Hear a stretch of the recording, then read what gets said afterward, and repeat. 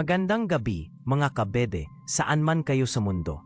Sa mga nagtatrabaho pa sa call center, sa mga nasa biyahe pa uwi, at sa mga kabebe nating OFW na gising pa rin para sa pamilya.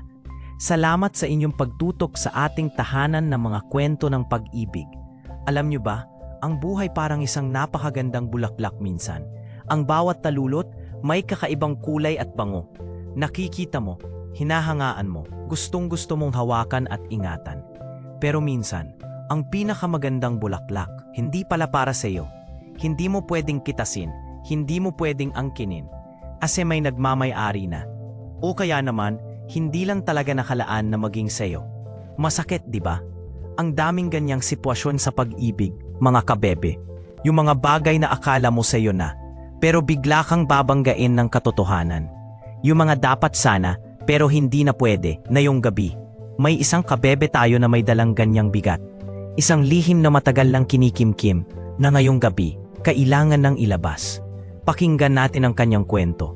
Tito Bebe, hindi ko na po alam kung paano ko pa itatago ito. Gabi-gabi, dinadalaw ako ng pag-iisip sa mga nangyari. Yung dati naming buhay, yung simpleng pangarap namin. Ngayon, ang layo na ng lahat. Pero ang puso ko, may parte pa rin na kumakapit sa nakaraan. May nararamdaman akong hindi ko pwedeng ipaalam. Isang pag-ibig na bumalik, pero may kaakibat na malaking pasanin.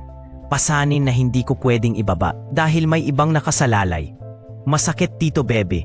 Ang sikretong ito ay bumibigat na. Ako si Rafi, 30 anyos, isang telemarketer dito sa Balamban proper. Dito ako lumaki, dito rin ako nagtatrabaho. Sa isang kubicle na halos hindi naabot ng signal. Simple lang ang buhay ko, tahimik, maliban sa mga tawag ng galit na customer. Pero lahat ng iyon ay nagbago nang bumalik si Joy. Si Joy, ang dating kasintahan ko na ngayon ay isa ng matagumpay na ship captain. Naalala ko pa ang araw na iyon, parang kahapon lang. Nasa palengke ako, sa gitna ng Balamban, bumibili ng sariwang isda para sa hapunan. Ang ingay ng mga nagtitinda, ang amoy ng dagat, ang siksikan ng tao. Lahat ng iyon ay nawala nang makita ko siya. Nakaupo siya sa isang karinderya, malapit sa pantalan, kausap ang isang matandang babae. Parang walang nagbago sa mukha niya, pero ang tindig niya, ang aura niya, ang layo na sa dating Joy. May dala siyang bigat, pero may kasama ring kapayapaan na hindi ko maintindihan. Pero ang lahat ng pag-asa ko, lahat ng tanong na matagal nang nakakulong sa puso ko, ay biglang naglaho. Nung tumayo siya, doon ko nakita, ang singsing sa daliri niya, kumikinang sa sikat ng araw. Hindi lang iyon. May kasama siyang bata, mga 5 taong gulang, na kumakapit sa laylayan ng kanyang uniforme. Tinawag niya itong anak, at ang ngiti niya sa bata ay puno ng pagmamahal. Para akong binuhusan ng malamig na tubig, Tito Bebe, sa gitna ng mainit na araw. Doon ko naramdaman ang pader na biglang bumangon sa pagitan namin. Isang pader na hindi ko kayang gibain, hindi ko pwedeng lapitan. Hindi na siya ang Joy na minahal ko. Hindi na siya para sa akin. May sarili na siyang pamilya, isang buhay na binuo niya nang wala ako. Ang dating pangarap namin, tuluyan ang naging abo, at ang sakit ay nanunuot hanggang buto. Araw-araw, bumabalik ako sa karinderya ni Aling Nena. Doon ko siya madalas makita, si Joy, kausap ang mga taga-port. Ako, kunwari naghahanap ng ulam, pero siya talagang hinahanap ko. Ingay ng palengke, amoy ng luto, nagiging blur lang. Focus ko, ang bawat galaw niya, ang pagtawa niya sa iba, ang seryosong tingin niya sa telepono. Para akong magnanakaw, kinukuha ang sandaling hindi ko na pwedeng angkinin.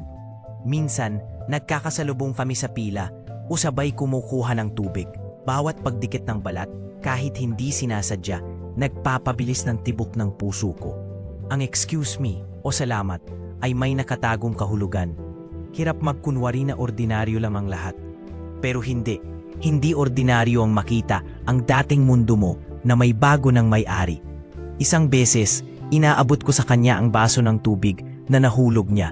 Nagkatinginan kami, saglit lang, pero ang dami ng sinabi ng mga mata niya. Ang dami pa ring nagbago. Rafi, bulong niya, halos hindi ko marinig. Boses niya, puno ng lungkot na pilit niyang tinatago. Parang may kuryenteng dumaloy sa akin, isang lihim na mensahe. Pagkatapos, ngumiti siya, isang pilit na ngiti, at mabilis na umalis. Ako naman, naiwan, Hawak ang basong may init pa ng kamay niya. Bawat araw ay isang pagsubok, isang paglalakad sa alambre, pagitan ng profesional at personal, ng nakaraan at kasalukuyan. At ako, nasa gitna, pilit na nagbabalanse, baka sakaling mahulog. Nakaupo ako sa sulok ng karinderya ni Aling Nena. Hawak ko ang baso ng tubig, pero hindi ko iniinom. Ang mga mata ko, pilit na iniiwas sa direksyon ni Joy. Narinig ko ang tawa niya, malakas, masaya, kasama ang mga tagapantalan. Parang kutsilyo na humihiwa sa loob ko. Ang puso ko nagwawala. Gusto siyang lapitan, kausapin. Pero ang isip ko sumisigaw ng tigil. May singsing siya, may anak siya, may pamilya na siya, Rafi. Ang bawat sulyap ko sa kanya, pakiramdam ko, isang kasalanan. Para akong magnanakaw ng sandali, ng atensyon na hindi na para sa akin. Nanginginig ang kamay ko habang pinipilit kong kumain ng sinigang.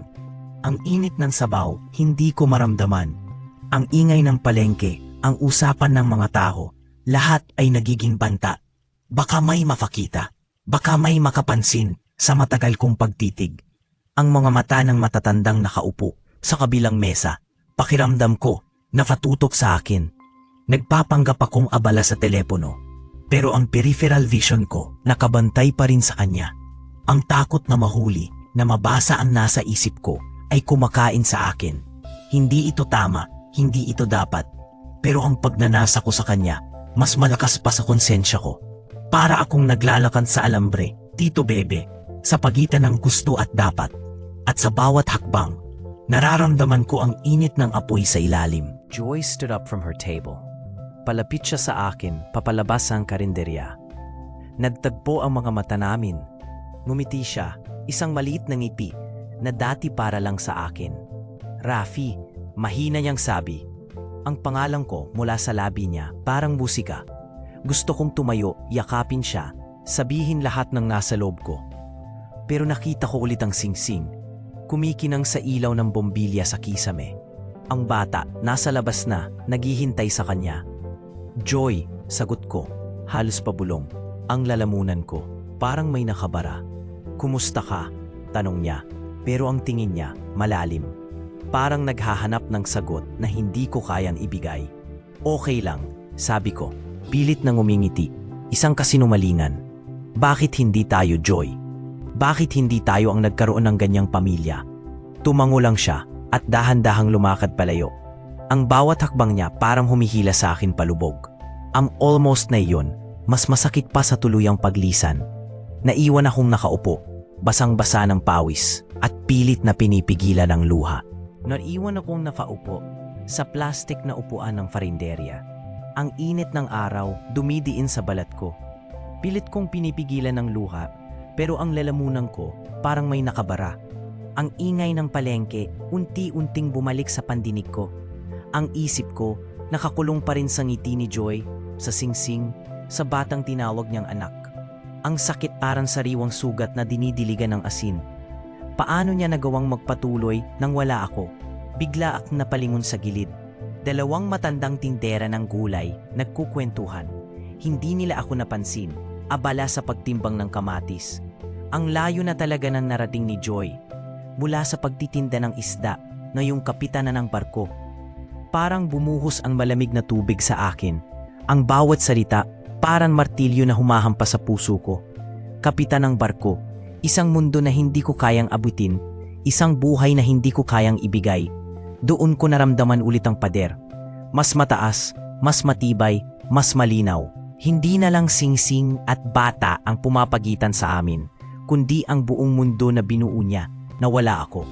Ang katotohanan parang sampal sa mukha. Masakit, pero kailangan kong tanggapin. Wala na akong lugar sa buhay niya. Wala na akong pag-asa. Ang init ng araw na kanina'y dumidiin sa balat ko, biglang naging lamig. Hindi na ang sikat ng araw ang nararamdaman ko, kundi ang lamig ng katotohanan.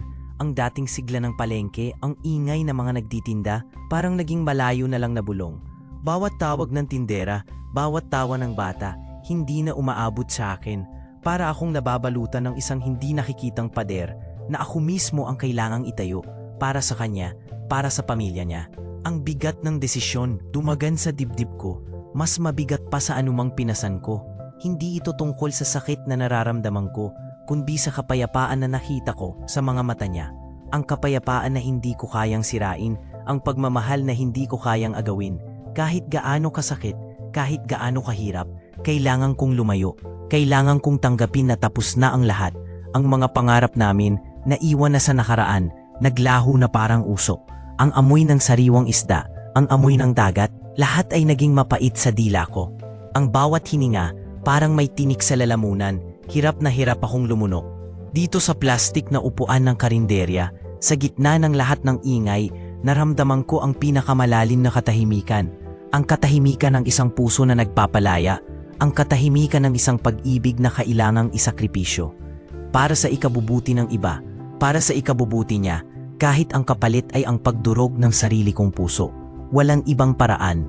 Ito ang tama. Ito ang kailangan. Ang hangin mula sa dagat na dati inagbibigay ginhawa, ngayon ay parang yelo na humahaplos sa balat ko. Ang bawat tunog, bawat galaw sa paligid, parang nagpapaalala sa akin ng mundong hindi na ako kabilang. Ang desisyon na ito, parang isang malaking bato na inilagay ko sa sarili kong daan. Hindi na ako lilingon pa, hindi na ako magpaparamdam pa. Ito ang huling beses na hahayaan kong masaktan ako ng alaala niya. Ang pagmamahal ko sa kanya, ngayon ay magiging isang lihim na pasakit. Isang lihim na kailangan kong dalhin mag-isa para sa kanya. Nakatitig lang ako sa kanya. Sa gitna ng inay, huminto ang lahat. Tumayo siya, inayos ang suot ng anak niya. Ang bata, nakangiti. Nagkatinginan kami. Sa mga mata niya, nakita ko ang pag-unawa. Walang galit, tanging malalim na pagtanggap. Alam niya ang sakit ko, ang pader na itinayo ko. Isang tipid ng ngiti ang sumilay. Hindi ito ngiti ng pag-ibig, kundi kapayapaan. Kapayapaan na hindi ko kayang sirain. Kumaplos ang hangin mula sa dagat. Dala ang amoy ng paglisan. Bawat detalye ng mukha niya, inukit ko. Ito ang huling sulyap, paalam na hindi binigkas. Pinilit kong umiti, kahit dinudurog ang puso ko. Hawak niya ang kamay ng anak. Lumingon siya sa akin, huling beses. Ingat ka, Rafi. Ang boses niya, malumanay, parang bulong. At lumakad na sila palayo. Bawat hakbang nila, unti-unting nawala ang pag-asa ko. Naiwan akong mag-isa. Bumalik ang init, pero mas matindi ang lamig sa loob ko. Ang amoy ng dagat at isda, nagpapaalala na umiikot ang mundo. Kahit ang puso ko, huminto na. Ang amoy ng sariwang isda, imay ng tawaran, siksikan ng tao, pamilyar. Bumalik ako sa suki kong tindera sa Balamban Palengke. Hawak ko ang supot ng galunggong, pero ang isip ko, malayo. Parang may kulang sa bawat hininga. Ang dating sigla ng lugar, ngayon ay tila anino lang. Nakikita ko ang mga nagtatawanan, pero hindi ko na maramdaman. Ang mga mata ko, nakatitig sa tawalan, kahit nasa harap ko ang buhay. Ang huling sulyap ni Joy, ang malumanay niyang boses, bumabalik-balik. Ang desisyon kong hayaan siya, ang pinakamahirap na ginawa ko. Para sa kapayapaan niya, sa pamilya niya, pinili kong manahimik. Isang marangal na pagbitaw, sabi ng isip ko. Pero ang puso ko, parang butas na hindi na kailanman mapupuno. Ang bawat araw, parang paglalakad sa daan na walang katapusan. Ang bawat gabi, parang pagtulog sa kama na malamig at malawak. Ganito ba talaga ang pagmamahal? Ang isuko ang sarili mong kaligayahan para sa kaligayahan ng iba. Ang manatili sa isang buhay na alam mong hindi na kailanman magiging buo. Ang tanong, sulit ba ang pagiging marangal kung ang kapalit ay habang buhay na kalungkutan? Kaya ko bang dalhin ang bigat na ito, mag-isa, habang buhay? Mga kabebe, ang kwento. Ang pagbitaw para tawag na hindi mo kayang i-disconnect.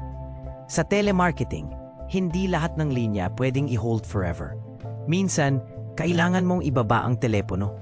Ang pagiging marangal, parang script na sinunod. Pero ang buhay, hindi laging sumusunod sa script. May mga calls na kailangan mong i-end, hindi dahil ayaw mo, kundi dahil may busy tone na. Ang pagmamahal, parang customer na hindi nabibili. Hindi mo kasalanan kung hindi na available. Ang cubicle mo, hindi yan ang buong mundo. Lumabas at maghanap ng malakas na signal. May mga bagong numero at koneksyon na pwedeng hanapin. Ang signal ng pag-asa, minsan mahina, pero hindi nawawala. Ang pagiging marangal, Hindi kapalit ng habambuhay na kalungkutan. Iyan ay pagpilit na nagbibigay sa iyo ng kalayaan. Kalayaan na mag-dial ulit para sa sarili. Huwag kang natakot sa silence after the call. Doon mo maririnig ang sarili mong boses at bagong simula. Ang pag-ibig, parang customer service. Minsan, kailangan mong i-transfer sa ibang department. Ang department na yan ay sarili mong puso. Hayaan mong sagutin ang tawag ng sarili mong kaligayahan.